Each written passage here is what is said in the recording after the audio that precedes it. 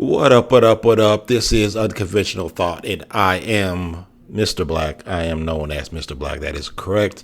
I'm here to talk about something that I've noticed a lot lately, like in the last, I don't know, several years. Rabbit holes. People keep falling down these things. I think it's an apt term because it's like people fall down into them and they fall deeper and they just seem to dig themselves deeper and deeper and deeper. And another term that goes with it is echo chamber. So when I think of a rabbit hole, I think of like this kind of narrow hole that you can just kind of barely fit down. And when I think of an echo chamber, I think of like this long cylindrical tube or chamber where people talk, and the words that they say just kind of reverberate back and forth, and they become reinforced in our mind. So you don't have one without the other. When you have rabbit holes, you have echo chamber, and it's like inherent in these rabbit holes. So I was thinking about, why is it that so many people seem to fall down these things? And I think maybe a part of it might be kind of a feeling of community. Like, you found your tribe. Like you go to these videos, go watch these videos or whatever pundit you watch on TV, and then those are your people, and then everyone's kind of echoing the same sentiments in the comment section, and the pundit or the content creator that you're watching is saying the same thing that you now come to believe and agree with. And I guess it feels like community. I think that actually just occurred to me right now. That might be a part of the reason why people fall into these things.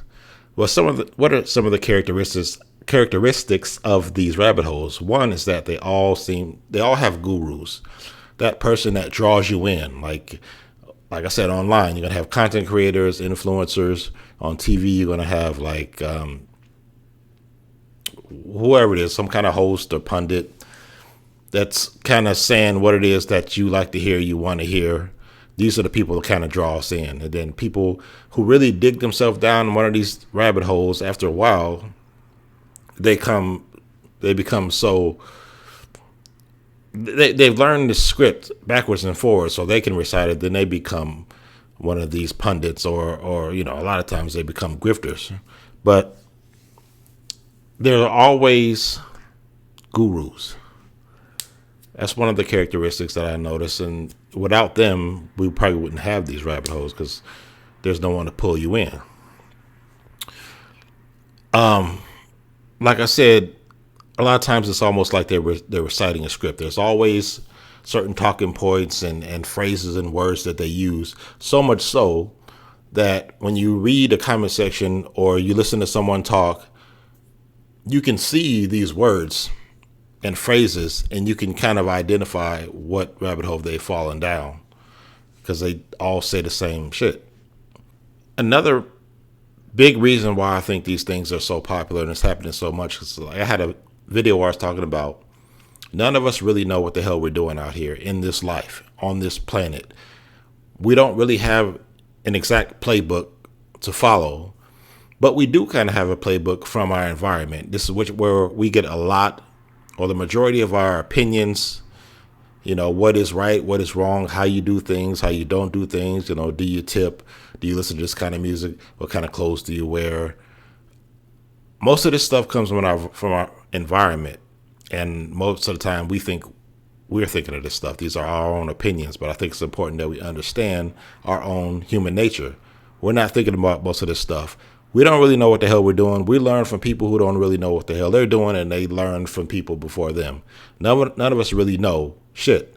And we have to listen to experts tell us what's what.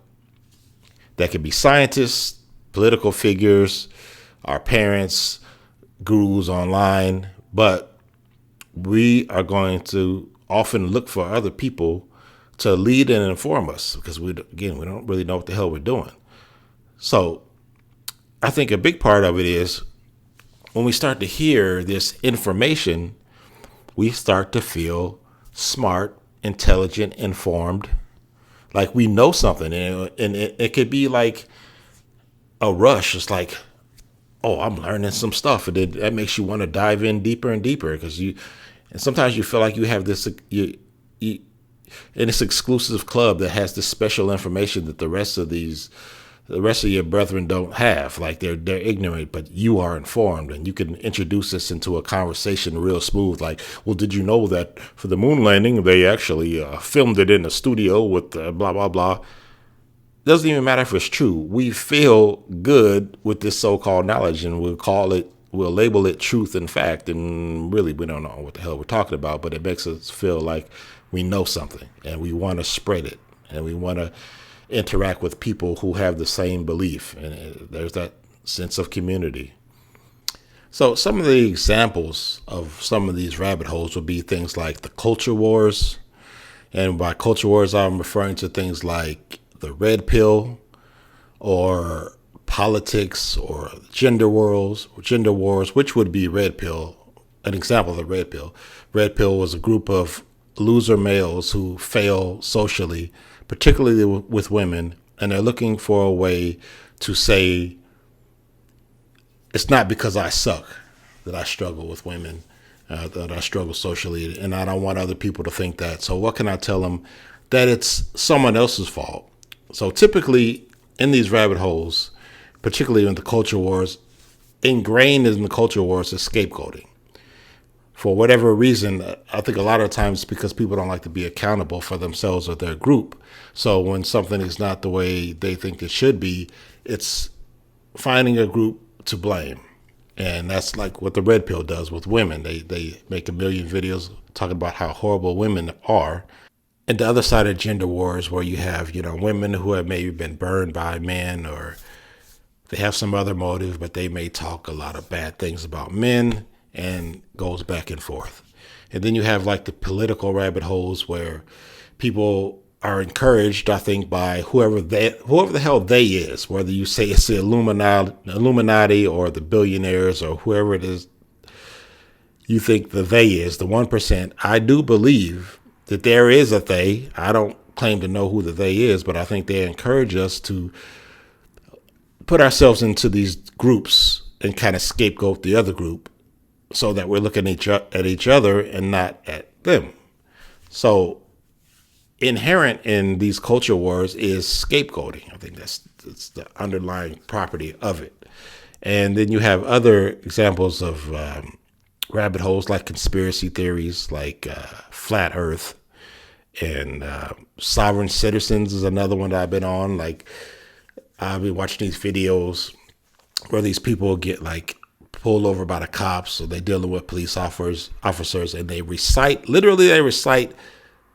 from a script. There's certain things that they always seem to say, and then the cops and the viewers who are watching the video know that these people are of that group, of that they have fallen down this rabbit hole known as sovereign citizens, and they claim to know the laws and the Constitution, and they really just have no clue what they're talking about. They kind of cherry picked. Well, they didn't do anything. They listened to the gurus who cherry picked parts of the Constitution and kind of tried to use it for their own purposes. And other people who are falling down this rabbit hole, they're in an echo chamber. They keep hearing the same sentiments echoed over and over again, and it becomes true to them. And it's very sad to see a lot of people going to jail and getting felonies behind this kind of stuff, and it's all garbage. It's very sad to see. And another one would be like, for instance, the moon landing. This all going back and forth about whether or not we landed on the moon. And you have this. A lot of times these echo chambers are intertwined, like the moon landing and sovereign citizens and flat earth. A lot of times they're all kind of one, and it would fall under what I'm saying, the conspiracy theory rabbit hole, but they don't always, intersect. But this is just examples of what I'm talking about. It's very interesting to watch, to see people kind of diving into these holes, and you can see it, and you can't see it, but you can hear it through their rhetoric, and you can read people's comments in the comment section, and you can almost predict, if you click on the channel, and look at their comments or some of their favorited videos or videos they have made, you can kind of predict what you're going to see. And a lot of times you'll be right. But I just thought it's very interesting. So, I'm noticing more and more of these online rabbit holes. And I've been thinking about, why is it?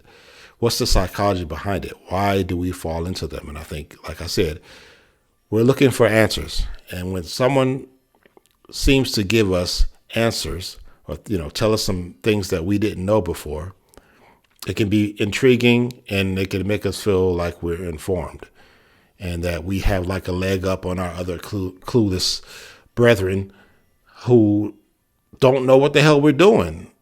And maybe if I keep listening to enough of this crap that's being reverberated through this echo chamber, maybe I myself will become a guru, and then I can look smart to people, and I may even be able to monetize it. And after a while, with a lot of these people, it becomes a grift. It's all very sad, but it's all wrapped up in human psychology, which is what fascinates me. And that's you want to talk about this. Rabbit holes on the internet. It seems to be getting worse and worse, and it's very sad. And that's all I want to say. I am Mr. Black. This is Unconventional Thought, and I'm out.